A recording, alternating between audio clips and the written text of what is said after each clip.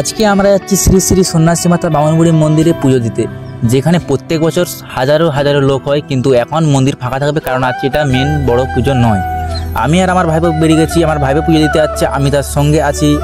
আমরা রাস্তার ভিউ দেখতে দেখতে ফাইনালি মন্দিরে এলাম, দিয়ে মন্দিরে প্রবেশ করলাম। তার সাথে মন্দিরে কিছু সিনেমেটিক ভিউ আপনারা এনজয় করুন।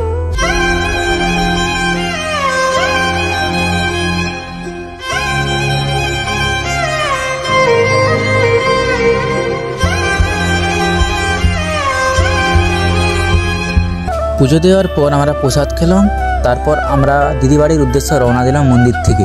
একটু রাস্তা যাওয়ার পরে আমরা ফাইনালি দিদি বাড়ি গেলাম, এবার সেখানে যে একটু আয়নার সামনে গিয়ে একটু কেরামতি করলাম, দিয়ে তারপর দিদির সঙ্গে একটু সময় কাটালাম, দিয়ে আমরা বাড়ির উদ্দেশ্যে আবার রওনা দিয়ে দিলাম। আবার দেরি না করে আমরা বাড়ির জন্য এখান থেকে আমরা বেরিয়ে গেলাম এবং ভিডিওটি এখানে সমাপ্ত করলাম। ভিডিওটি কেমন লাগলো অবশ্যই কমেন্টে বলবে।